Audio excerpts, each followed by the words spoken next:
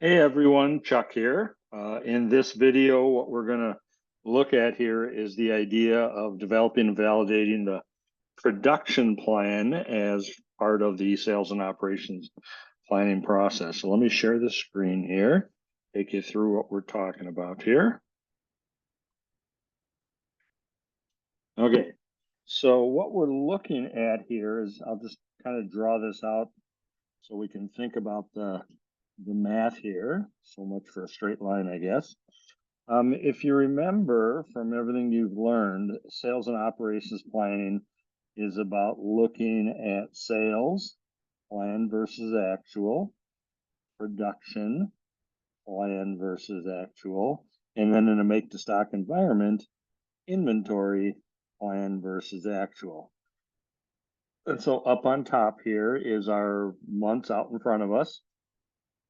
So months 1, 2, 3, 4, 5, 6, 7, 8, 9, 10, 11. It's a little bit further with 12. Okay, cool. So what we're talking about when we talk about a production plan is not what many of us are used to in day-to-day life. Production plan we think of as what we're going to build each day. Production plan in sales and operations planning looks at this middle area here, production, and says what are we going to build in overall volumes.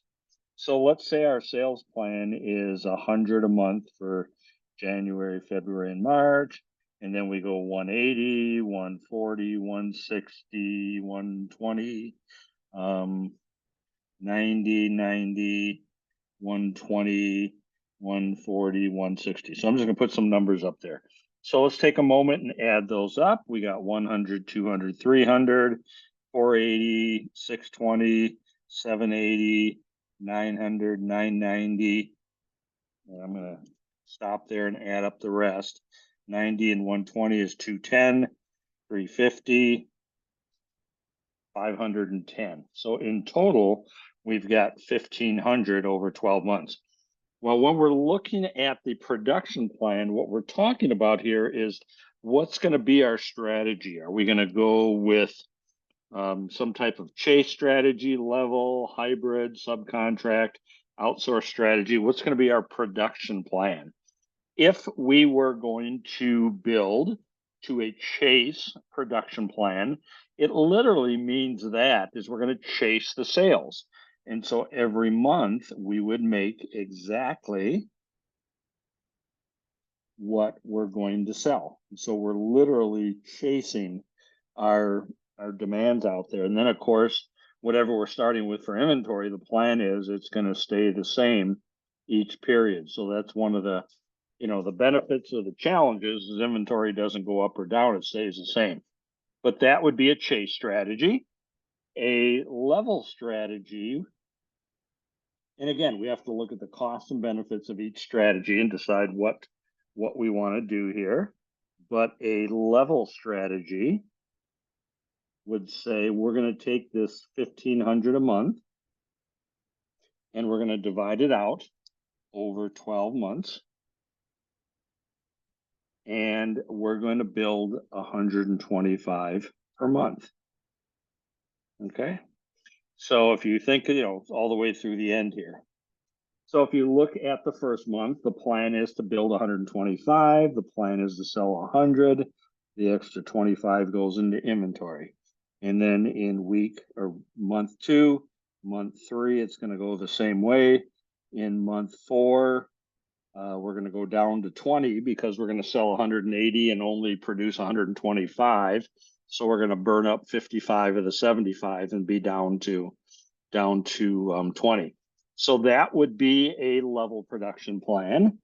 A hybrid might be something like this. I'm just going to draw right over this, but a hybrid might build to one level, go up to a higher level, stay there for a bit, and then come down.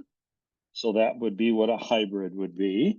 An outsource might be, as an example, we're going to build 80% of the way. So let me go to another picture here. So in a hybrid strategy, our demand, our production could be, we're going to build or have a production plan 80% of the total demand.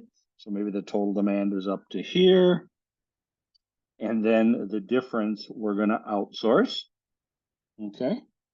Or we may even subcontract that extra 20%.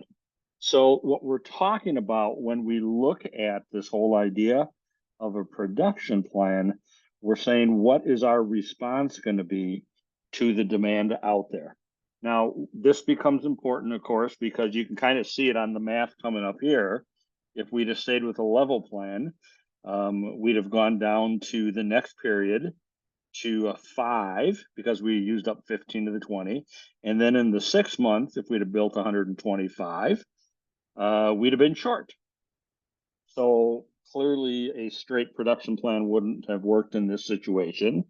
So, the production plan and validating, it's important because we got to look at people, resources, inventory, because when it's set, it's going to drive all the departments as far as what their own plans are going to be, so we can stay in alignment with the demand pattern here.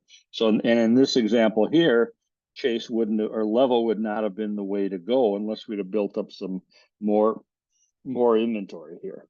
So what ends up happening from an impact standpoint is we've either got a doable plan or not. So this look ahead at overall volumes becomes really important because it sets the tone for all the rest of the organization.